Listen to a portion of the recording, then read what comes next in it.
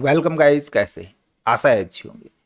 साथियों, C plus plus में हम सीख रहे हैं फंक्शंस को, बट हम फंक्शंस का बेसिक क्लियर नहीं कर रहे, हम फंक्शंस को जान रहे हैं, जिसमें आज हम जानेंगे इनलाइन फंक्शंस के बारे में। देखिए, इनलाइन फंक्शंस भी फंक्शंस का एक हिस्सा होता है। अब एक्चुअल में फंक्शन यूज क्यों करते हैं? देखिए, जब भी हम कोई काम करते हैं और मान लीजिए हमने कैलकुलेशन करनी है छोटी सी, हमने दो संख्याओं का जोड़ करना है और प्रोग्राम में ये चीज़ हमको बार बार करनी है, तो हम बार बार कैलकुलेशन थोड़ी करेंगे। उसके लिए हम एक फंक्शन क्रिएट कर लेंगे। तो क्योंकि हमने फंक्शन क्रिएट हमने मेमोरी सेव कराने के लिए फंक्शन क्रिएट कर लिया, ताकि एक बार फंक्शन बना लिया और जब मर्जी उस फंक्शन को कॉल करा सकते हैं। इसी प्रकार काम करता है मेमोरी सेव कराने के लिए इनलाइन फंक्शंस। किस प्रकार से यूज करेंगे इसके बारे में जानते हैं इस वीडियो में, तो इसमें अंत तक बने रहिएगा। नमस्कार साथियों, मेरा नाम है मनोज कुमार और आप देख रहे हैं कंप्यूटर ज्ञान गुरु चैनल। तो चलिए सीख लेते हैं। देखिए, सिंपल सा हम कोई एक प्रोग्राम लिखते हैं और उसमें हमने एक फंक्शन डिक्लेयर कर दिया। तो क्या आप जानते हैं उस फंक्शन को जब हम कॉल कराते हैं और जब पूरा वर्क परफॉर्मेंस होता है तो कंपाइलर को कितना काम करना पड़ता है, जो हमको दिखाई नहीं देता। कंपाइलर उसका आर्गुमेंट मैच कराता है, रिटर्न मैच कराता है, कंट्रोल्स को कॉलिंग कराता है ना, बहुत सारा काम है जो बैकग्राउंड में कंपाइलर करता है। या उस प्रोग्राम को रन करने में जो मेमोरी यूज हो रही है, जो समय लग रहा है, उस समय को हम बचा सकते हैं। देखिए, जब भी हम कोई फंक्शन बनाते हैं तो सिंपल सा हम मेमोरी सेव करने के लिए बनाते हैं ना। तो एक फंक्शन का इस्तेमाल कोड की रिडंडेंसी को कम करने के साथ साथ मेमोरी स्पेस बचाने के लिए भी किया जाता है। जब कोई फंक्शन इनकोव किया जाता है तो एक साथ कई काम किए जाते हैं, जैसे आर्गुमेंट मैच करना, रिटर्न्स मैच करना, या कंट्रोल को कॉलिंग से डेफिनेशन के पास करना, और फिर से इसका उल्टा। लेकिन जब किसी फंक्शन की डेफिनेशन में देखो मुश्किल से यदि एक या दो ही सिंपल स्टेटमेंट होते हैं ना, तो भी ये सारे काम टाइम लेने लगते हैं।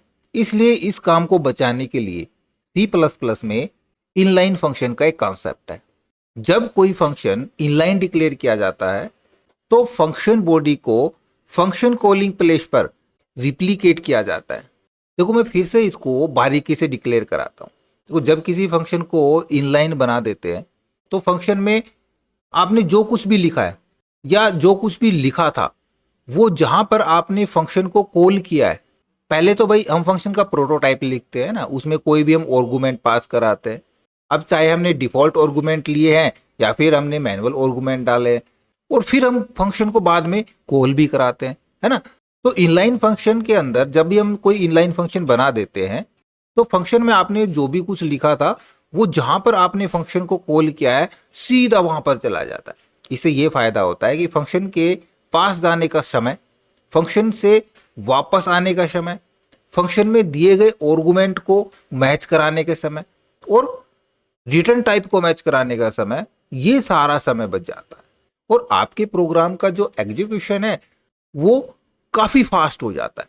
अब देखो, इनलाइन फंक्शन बनाने की एक कंडीशन है, वो ये कि इसमें एक से दो सिंपल स्टेटमेंट हो सकती हैं, कॉम्प्लिकेटेड स्टेटमेंट नहीं हो सकती। सिर्फ सिंपल स्टेटमेंट, वो भी एक से दो स्टेटमेंट, इससे ज्यादा नहीं हो सकती। इसमें आप ना तो कोई लूप लगा सकते, चाहे आप for loop, while loop, do while loop जो भी लगा रहे हैं, आप इसमें कोई लूप नहीं लगा सकते हैं, ना ब्रेक स्टेटमेंट लगा सकते हैं, ना स्विच लगा सकते हैं। मतलब बिल्कुल सिंपल सी स्टेटमेंट का यूज कर सकते हैं। वो फंक्शन बनाने के लिए फंक्शन से पहले इनलाइन कीवर्ड का यूज करते हैं। आप यहाँ पे एग्जाम्पल के अंदर देखो, मैंने एक छोटा सा इनलाइन फंक्शन का एक डेमो प्रोग्राम लिखा है। मैंने यहाँ पे लिखा है, देखो, इनलाइन इंट एक स्क्वायर नाम का फंक्शन बनाया और इंट ए एक इंटीजर टाइप का ए हमने इसके अंदर अंदर एक आर्गुमेंट डाल दिया। तो मैंने फंक्शन शुरू किया, यहाँ पे देखो इंट किया है, वॉइड भी करा सकते हैं, हमने इसी प्रकार से तो सीखा था, वॉइड फंक्शन नेम और आर्गुमेंट। लेकिन इस फंक्शन नेम से, फंक्शन से पहले हमने देखो इनलाइन कीवर्ड का यूज किया है, तो इसका मतलब ये डिक्लेयर हो गया कि ये हम एक इनलाइन फंक्शन बना रहे हैं। अब यदि यहाँ पे हम इसको क्लोज करा देते हैं तो ये एक प्रोटोटाइप हो जाएगा, बट यहाँ पे हम इसको क्लोज नहीं करा रहे हैं, सीधा करा रहे हैं, तो ये डायरेक्ट फंक्शन काम करेगा। सिंपली अब हमने यहाँ पे इसको रिटर्न दे देना है। भाई हम स्क्वायर निकाल रहे हैं तो ए मल्टीप्लाई ए, स्क्वायर निकाल लिया। अब बस आगे हमने फंक्शन को कॉल कराने की जरूरत नहीं है, सीधा हम इंट मेन यहाँ पे स्टार्ट करेंगे फंक्शन और इसको प्रिंट करा लेंगे। सी आउट के अंदर हमने लिया स्क्वायर ऑफ 5, मान लीजिए 5 का स्क्वायर निकाल रहे हैं, 3 का, 7 का, 10 का, जिस भी वैल्यू का स्क्वायर निकाल रहे हैं। ये हमने एक मैसेज टाइप कर दिया कि मैं यहाँ पे 5 का स्क्वायर निकालना चाह रहा हूँ, और यहाँ पे हम सीधा स्क्वायर फंक्शन को यहाँ पे कॉल करा लेंगे, डायरेक्ट यहाँ पे कॉल करा लिया हमने। तो जो भी इस फंक्शन की परफॉर्मेंस थी वो सीधा देखो हमने स्क्वायर को कॉल कराया। स्क्वायर के अंदर क्या है, यहाँ पे इंट नाम का इंटीजर है, ए दिया गया है, और इसका हमने रिटर्न ले रखा है ए मल्टीप्लाई ए। तो इसने सीधा यहीं पे कैलकुलेशन करा लिया ए मल्टीप्लाई ए, जहां पे मैंने 5 यहाँ पे वैल्यू दी है ए की, यहीं पे स्क्वायर क्या होता है उस वैल्यू को उसी से मल्टीप्लाई करा दे। तो यहीं पे बैकग्राउंड में 5 मल्टीप्लाई 5 25 आ चुका है, और सीधा ये स्क्वायर के अंदर हमारा 25 प्रिंट हो जाएगा। तो फंक्शन को कॉल कराना, कॉल कराने के बाद वापस से अपनी डेफिनेशन के ऊपर जाना, डेफिनेशन चेक करा के और वैल्यू को वापस से फंक्शन के वापस रिटर्न कराना और फिर उसको प्रिंट कराना। तो ये सारा समय बच जाता है इनलाइन फंक्शन की मदद से। मैं यहाँ पे इसको रन कराता हूँ, रन एंड बिल्ड पे क्लिक कराते हैं। देखो यहाँ पे डायरेक्ट हमारा रिजल्ट बन जाता है स्क्वायर ऑफ 5 इक्वल 25। कोई दूसरा रिजल्ट देखते हैं, या फिर हमने यहीं पे 2 काम कराने।